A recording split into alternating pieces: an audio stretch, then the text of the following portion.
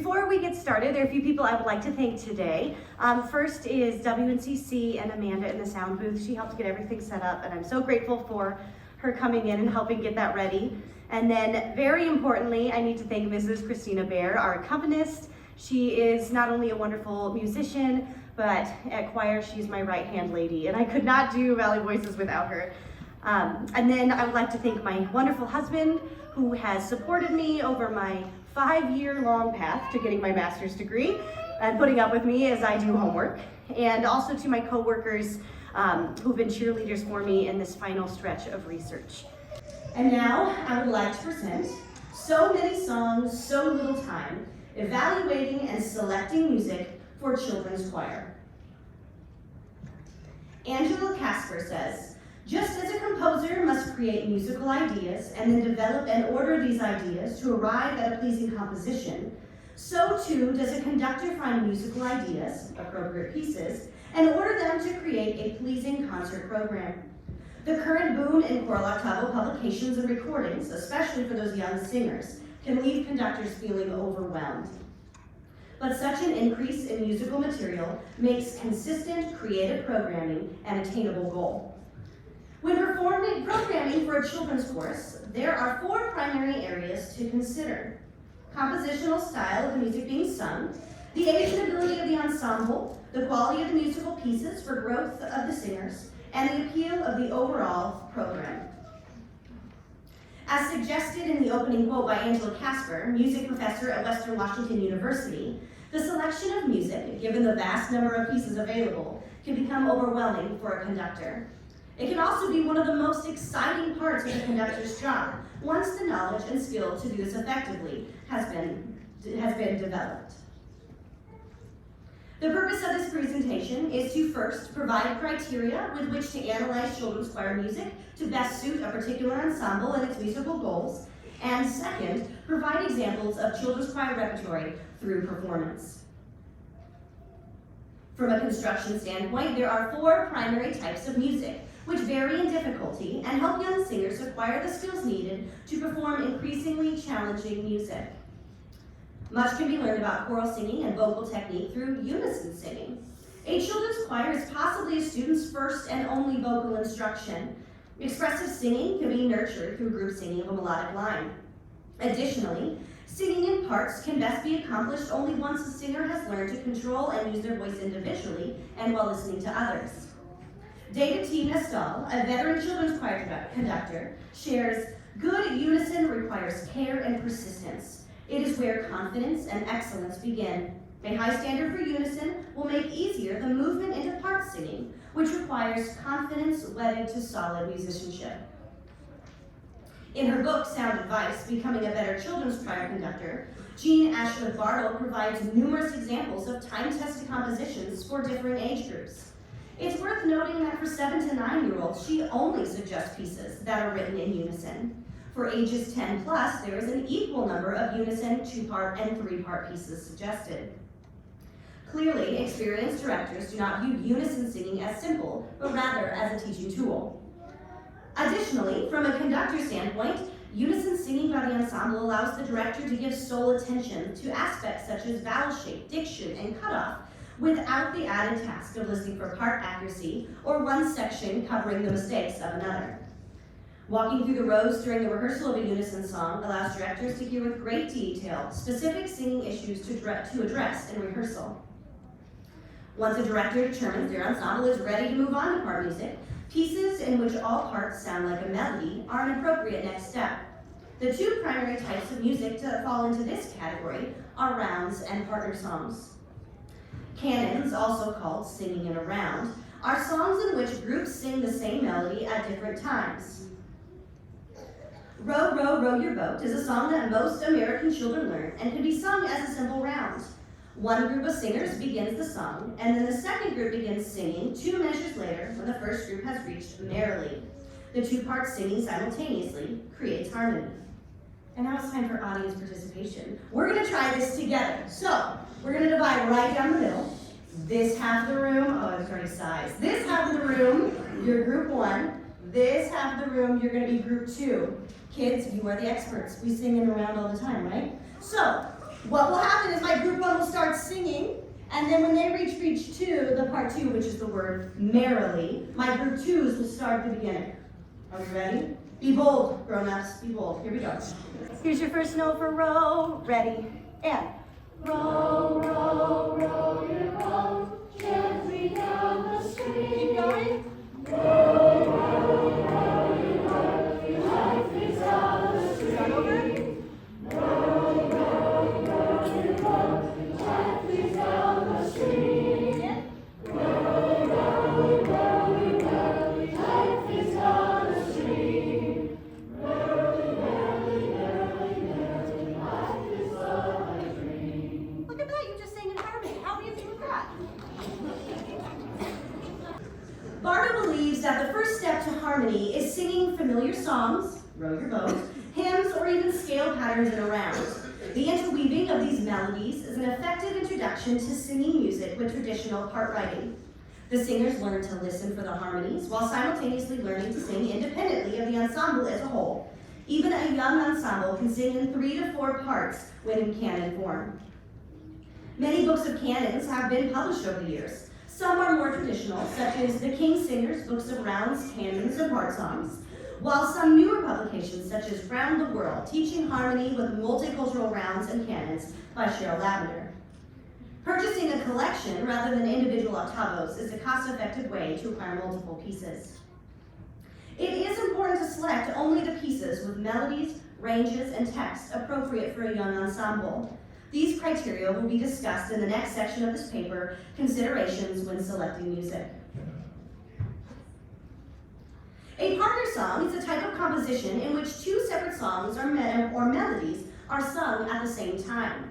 There are a few different construction types: 2 well-known songs together, one well-known song partnered with a new composition, or 2 entirely new compositions. Typically, part 1 of the ensemble will introduce song A, part 2 will introduce song B, and then both parts will sing their melodies on top of each other. The songs are selected or written so that, like in a canon, harmonies are produced when the 2 parts are sung together. To bring finality to the piece, there will be a unique ending for closure and occasionally an additional middle section in which both parts sing in unison for contrast. Many partner songs are based on songs from well-known genres, such as spirituals, folk songs, or traditional pieces, such as Dona nobis pacem pacem. When this is the case, there is educational value in teaching both parts of the choir the time-tested melody, even if they will not all sing it in the final performance. Once an ensemble has a complete grasp on unison and overlapping melody singing, they are ready to begin 2- and 3-part music. In this type of composition, a melody is sung with harmony lines that would not stand on their own. Part singing is likely the most common type of music associated with choral music. It is also the most challenging music for young singers because they must have the ability to not only sing independently, but be able to listen for and tune harmonies. The Valley Voices Children's Choir, a relatively young and inexperienced ensemble, is not yet ready to sing in 3-part SSA, but has found success with 2-part songs. Information on how to analyze appropriate harmony in 2- and 3-part songs will be discussed in the next section. It is worth noting that some directors, when the ensemble has reached the readiness and adequate rehearsal time, rotate their singers so that they all learn the parts of the music. Children's voices are flexible and not yet set into specific ranges and timbres, which require them to be either soprano or alto. Considerations when selecting music. The following are 10 important criteria with which to evaluate a piece of music. The first 2 take the particular ensemble into consideration. The following 6 require music analysis, and the final criteria relate to the overall program being presented. Stoltz emphatically shares, the selection of choral literature is the most important decision that you will make as a conductor. The first step in selecting a program is to decipher the musicianship level of the singers. Is the ensemble auditioned? How old are the singers? How much choral experience do the members have? Can all the children read music? All music selected should be appropriate for the ensemble's age and abilities. Conductors need to know the aural skills and pitch and rhythm reading capabilities of their singers in order to choose repertory that lies within those abilities or stretches them slightly. Not all worthy choral music is right for every choir and every performance. It is possible that the conductor will not know the choir's makeup prior to the first rehearsal. The Valley Voices Children's Choir, for example, is a non-auditioned and welcomes new singers for the first 3 weeks of the semester. In this case, the director should pre-select 2 to 3 pieces that are engaging yet simple for new members. Once rehearsals have begun and the ensemble has been assessed through warm-ups and the beginning pieces, the remaining music can be selected. Regardless of whether the children's choir is community-based or part of an academic program with required learning guides, it is important to answer the question, what do I want or need my singers to learn? Outcomes should determine which pieces are selected for performance. Casper reminds directors, children's choir directors must also consider pedagogical implications when selecting repertory. What can be taught from the repertory chosen? Are there specific melodic, rhythmic, or formal elements, or societal and historical considerations to be gleaned from the performance of a particular work? What expressive elements are called for in the score? What expressive interpretation might be inferred by the conductor or the students? When programming for a themed concert, such as Christmas, choosing songs based on tradition and appeal is expected. This is when selecting high-quality arrangements is crucial. A search of J.W. Pepper's online catalog in February 2023 produced 78 results for Joy to the World in 2-part unison. The same holds true with the themed program in which societal or historical implications are the primary learning outcome. Directors should take their time when selecting an edition to ensure the work meets predetermined learning goals. Singers should grow musically and emotionally through every performance, and all pieces selected should serve a pedagogical purpose.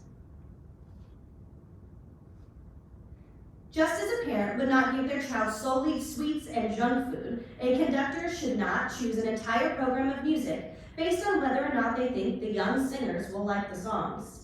It is the role of the conductor to help children develop a taste for high-quality music literature. In order to accomplish this, the director needs to build a strong relationship with their singers, convey their great passion for the music being sung, and expose students to multiple styles of music. Henry Leck pointedly shares, singers need to sing the best of every style. Sometimes teachers think they can never get away with putting Bach in front of their choir because they don't expect them to like it.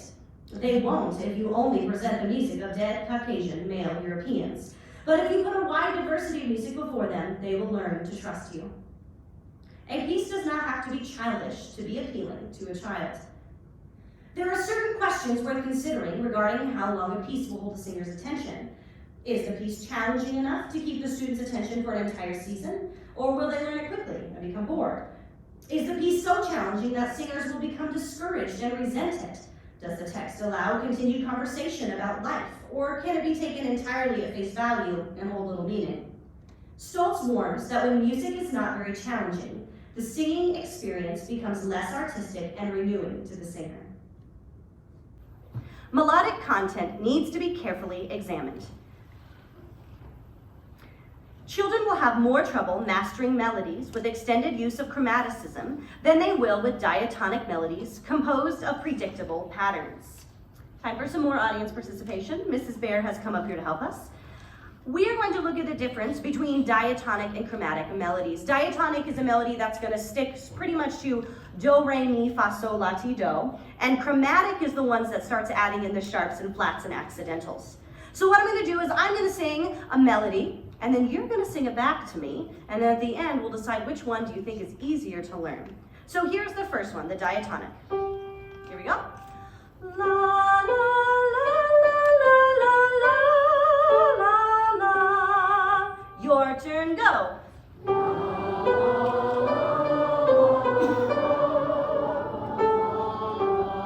That's diatonic. Let's try chromatic. It sounds like this.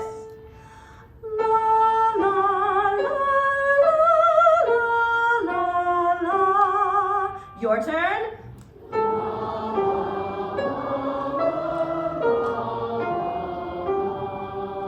Which do you think was more challenging to learn? The second one, the chromatic one, absolutely. Additionally, melodies with conjunct motion are easier to teach and sing than disjunct motion. Conjunct meaning they step pretty much do to re, re to mi, there's no big jumps, and disjunct means they're jumping around, there's bigger intervals in between. Let's do the same exercise. I will sing the conjunct melody. Ready, and la la la la la la la la la. Ready, go.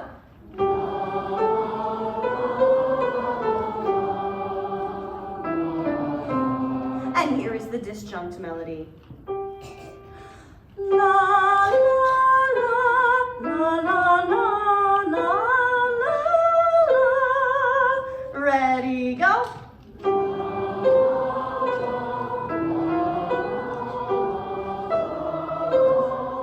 Which is more challenging? Yes. The second one, absolutely. It's also true that music with repetition is easier to learn than pieces with irregular phrase lengths. Motives that are similar rather than exact repetitions are also more challenging. I won't make you sing this one. So look at this here on the screen. The first one is our original motive. This is we'll sing it. Here we go. When I sing a song, you should sing along too. If that is the original melody that the kids have ingrained and gotten into their head, if I were to switch up that motive slightly to this, when I sing a song, you should sing along too. It is very likely that the children will want to sing the original melody repeatedly and not quite grasp the slight repetition. This does not mean that melodies that are chromatic, disjunct, and irregular should not be programmed. On the contrary, they are excellent teaching tools to grow the abilities of the ensemble. However, they will take much more rehearsal time, especially with a young and inexperienced ensemble, and perhaps should not make up the majority of a program. It is a common misconception that second parts, when written in parallel thirds or sixths with a melody, are appropriate starting points for singing in harmony, when reality may be the most difficult. Often, young singers are unable to distinguish between the two notes when sung with the same contour, rhythm, and text. This is why rounds and partner songs are a better starting point for beginning ensembles. Harmony lines that act as counter melodies or sound as if they can be alone are easier for the second part to master. Mrs. Bear will play these examples for you, and you can hear how they sound different. Here's the original melody.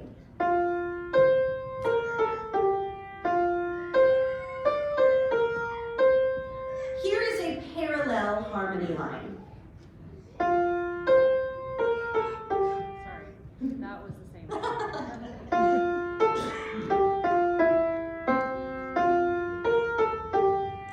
And when played together, they sound very similar.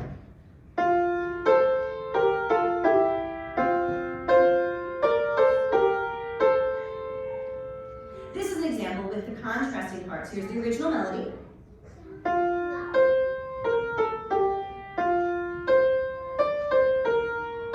And here's a very standalone harmony line.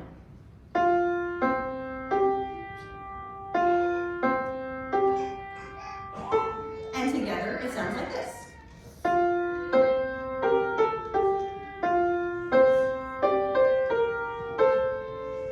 With the harmony being so different in contour and rhythm, it is more likely that those part twos will be successful in singing that line. Marie Stoltz gives this advice: select music that will stretch your choir, but is also within their musical capability. Begin with canonic pieces or music with homophonic layers, and gradually expand into more complex music in 3 and 4 parts.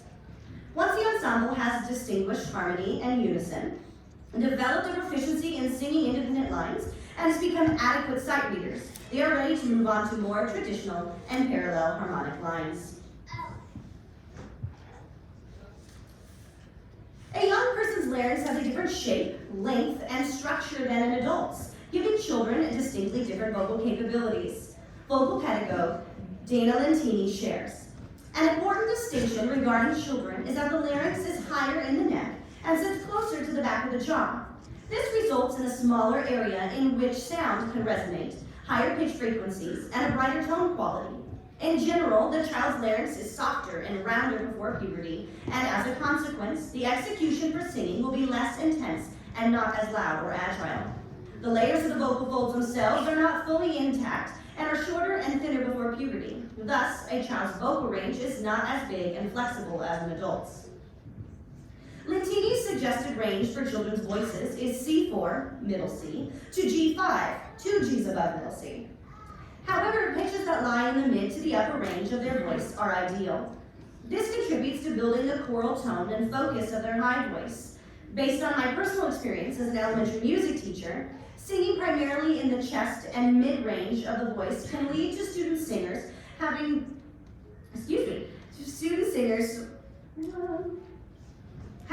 focus and production issues in their upper range. If allowed to sing only in their chest voice, some students will come to believe they are unable to sing in their head voice due to it feeling uncomfortable. It is suggested that conductors avoid the key of C major, or songs that sit solely between C and C. That's not to say a child should never use their low register. As mentioned earlier, choir is likely a student's first or only vocal training. Therefore, it is important they develop all areas of their voice and explore various vocal timbres. Avoiding melodies that lie in one range for the majority of the repertoire also prevents vocal fatigue. Additional suggestions concerning range and ability include using caution when choosing pieces with intervals that are challenging to sing due to physical limitations, and remembering that children have a smaller lung capacity, and therefore long phrases and notes that need breath pressure for stabilization are more challenging. Stoltz reminds directors that singing repertoire that revolves around tone building is one of the most important concepts to adopt when starting a children's choir. Your repertoire decisions will determine the quality and the color of your choral sound. Vowels and the pitches on which they are placed play a role in the child's ability to sing well. Notes in the uppermost tessitura will be more successful and better in tune when sung on open vowels with a yawn sound such as ah, oh, or ah. Stoltz also shares that the repeated vowels on the same shape will help build natural, relaxed tone quality that rings in the room. While the best vowels for tuning high notes are ah, oh, or ah, vowel shapes that are more forward in the mouth, such as oo and ee, are most effective for repetitive singing. They provide repeated opportunities to match vowel sounds, tune, and create a focused sound. Consonants play a role in successful tuning of notes as well. Well-enunciated consonants, tonal bullets as Stoltz calls them, help bring the vocal tone to the front of the face for a more focused sound.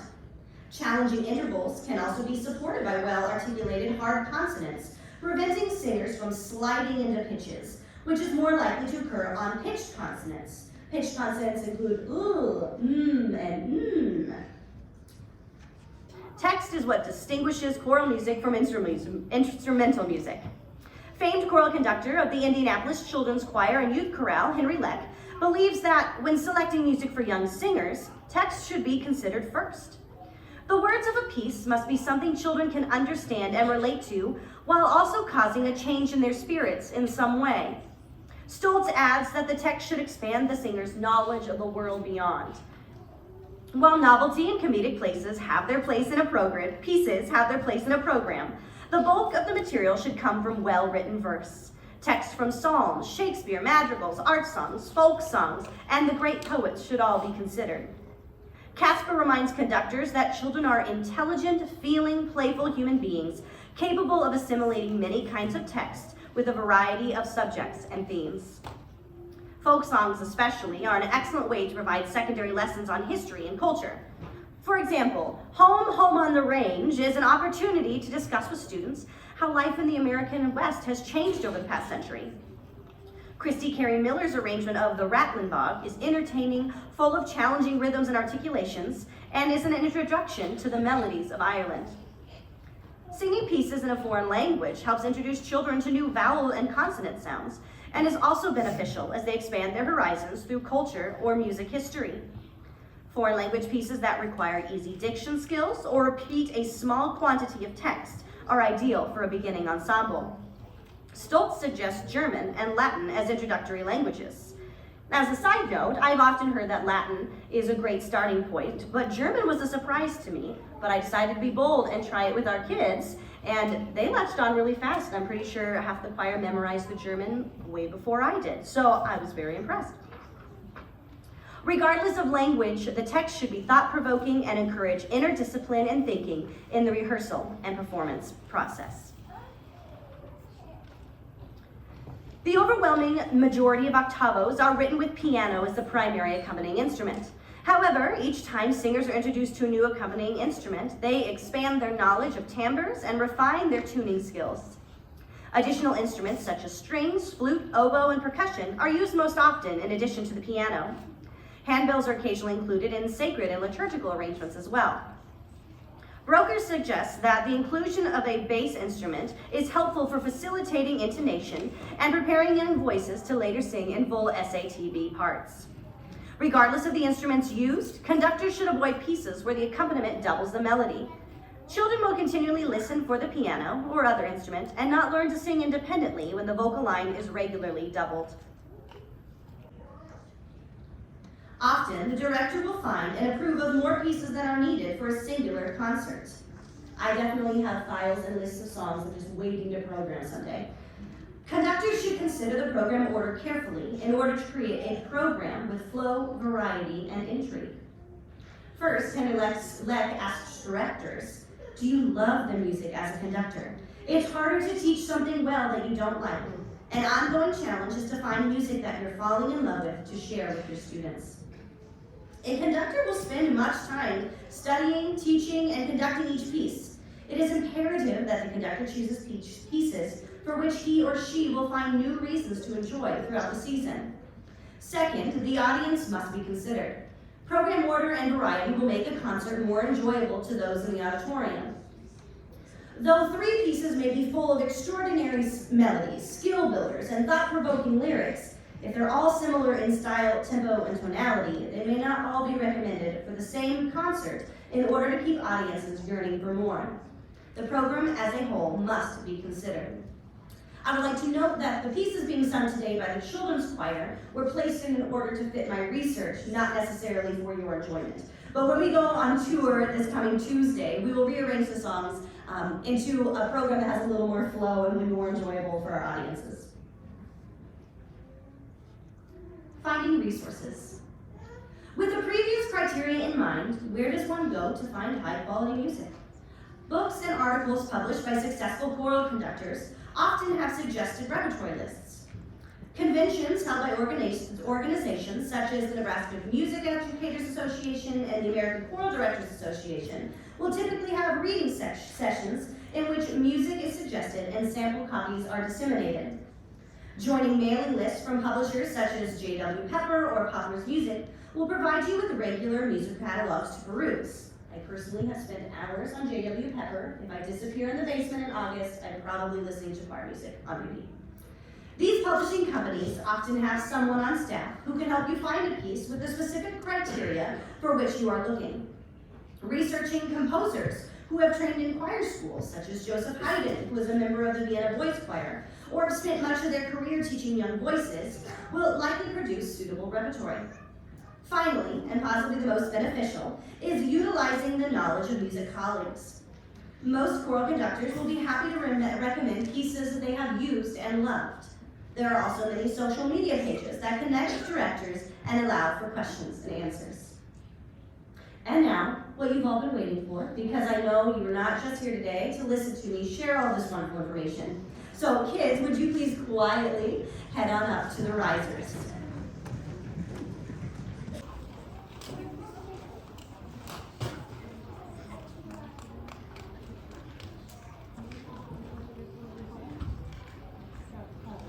Six pieces have been selected for performance by the Valley Voices Children's Choir.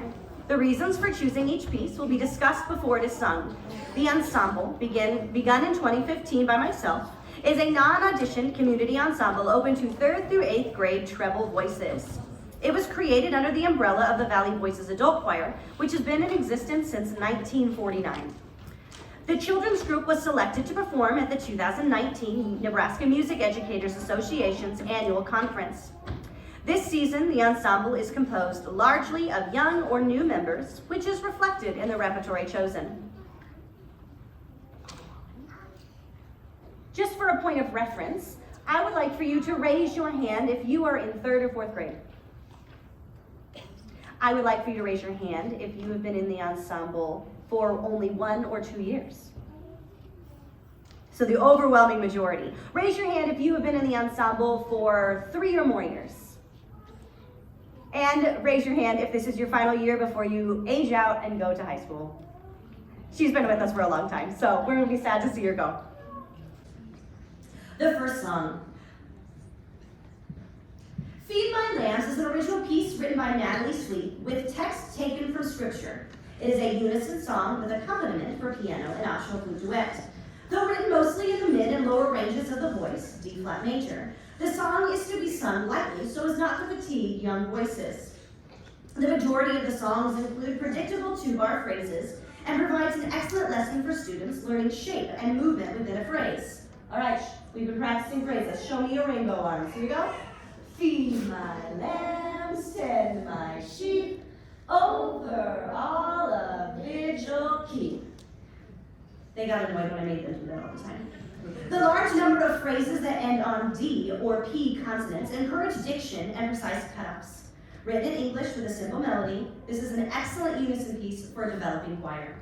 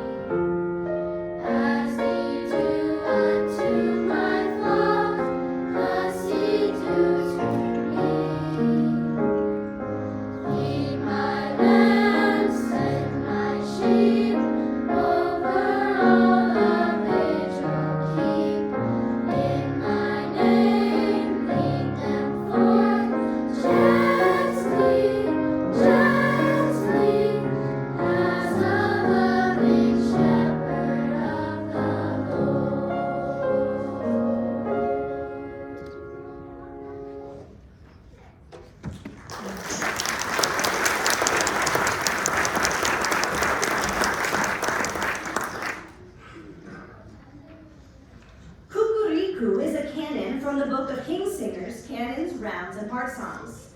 Written in Hebrew, the title mimics the sound of a rooster crowing. The song is comprised of 3 separate melodies, which are introduced individually by the choir to begin the piece. Published in A major in the book, the decision was made to transpose to D major to better suit the children's voices. The text repeats most of the Hebrew words. The text repeats most of the Hebrew words and can be quickly learned by the choir. Once each section of the song is presented, the choir will sing in 2-part, followed by a 3-part round.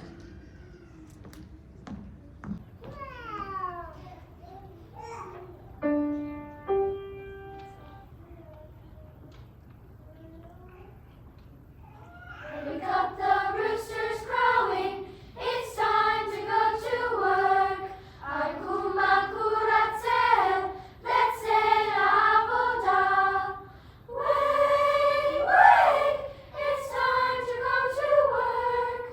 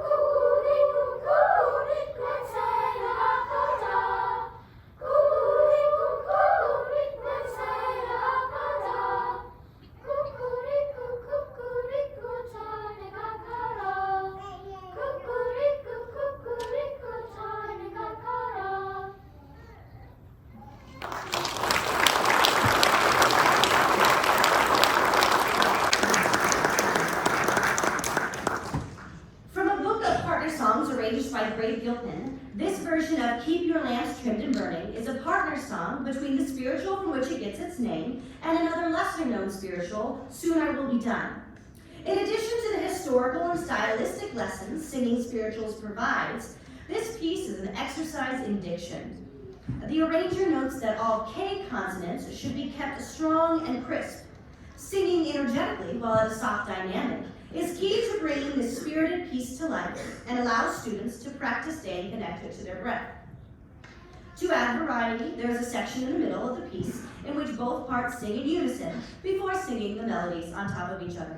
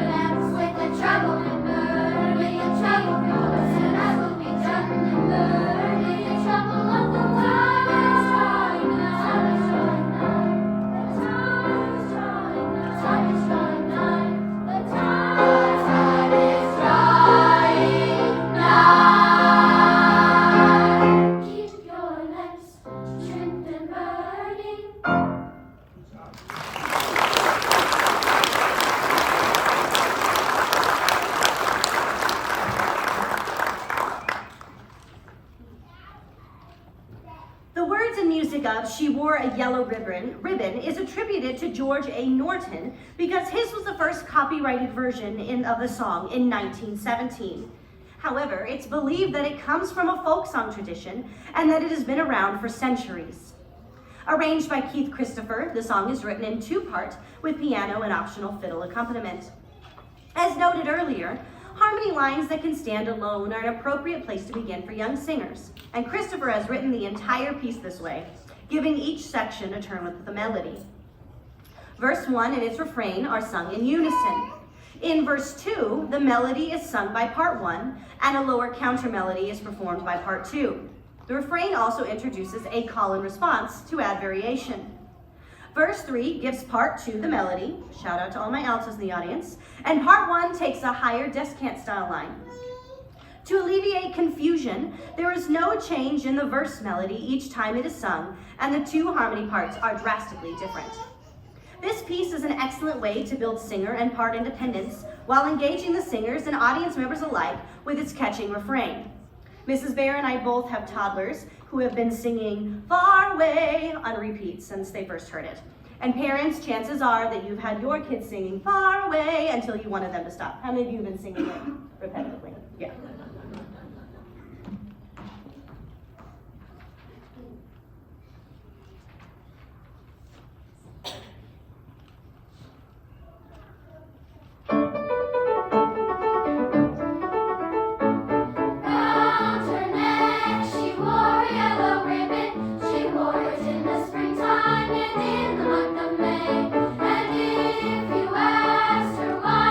She wore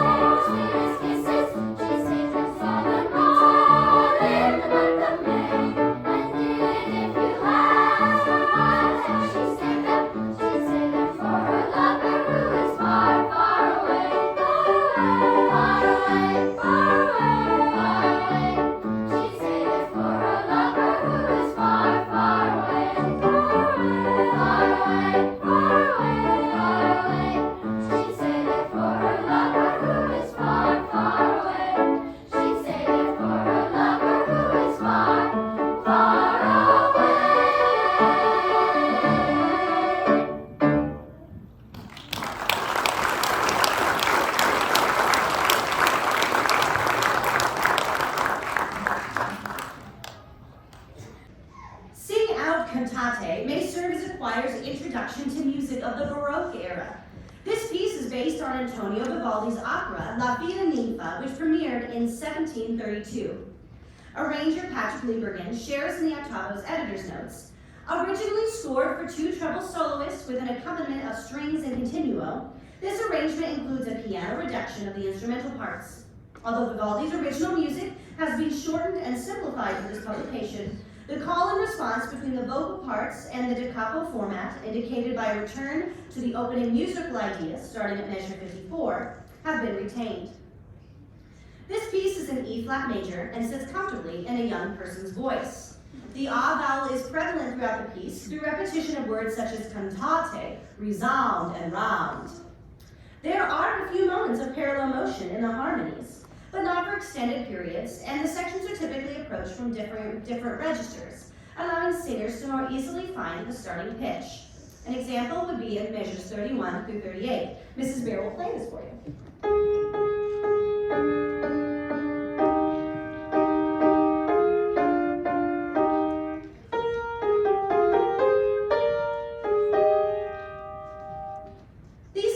Are examples of ways to stretch a choir's skills, while the majority of the piece is at a difficulty level they can readily achieve.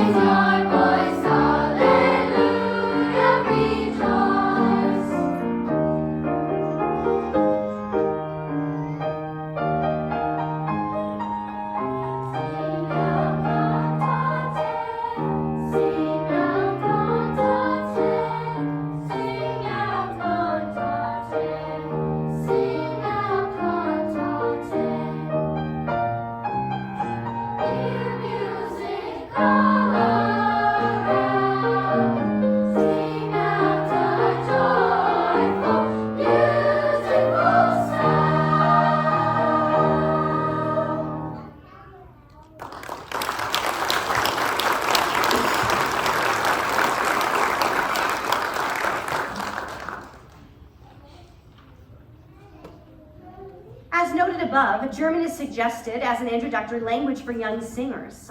An die Musik is a solo lieder written by Franz Schubert, which has been arranged into a 2-part octavo by Henry Coleman. The accompaniment is nearly identical to Schubert's original score and is a beautiful example of Romantic era piano for children to hear. The text is challenging as there are 2 unique verses, but the melody repeats exactly. The pitches sit in the mid and upper range of the voice with 2 high F sharps in each verse, which stretch but do not strain young voices. Though the piece is written in 2 parts, the Valley Voices Children's Choir will be singing the melody, found in part 1, in unison. After 2 rehearsals of the piece as it is written, it became apparent that the singers were not yet ready for such a challenging piece. Instead of deleting it altogether, the decision was made to sing in unison so that children could still experience the language and beauty of Schubert's song. Perhaps in a future season, once the expertise of the singers has grown, the piece can be reprogrammed and performed as written.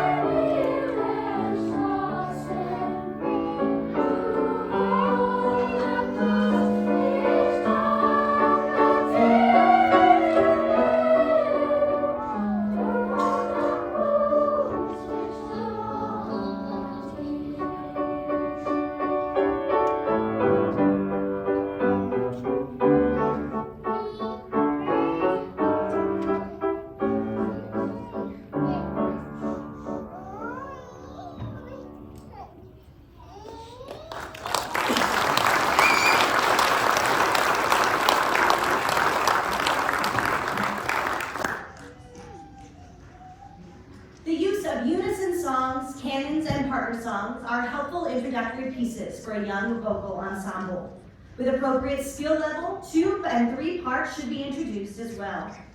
To select the finest pieces for an ensemble, the director must know the makeup and skill level of the group and choose the goals to be achieved over the season. With those criteria in mind, the director should then search for music with appropriate entry, melody, harmony, range, vowels, consonants, text, and accompaniment.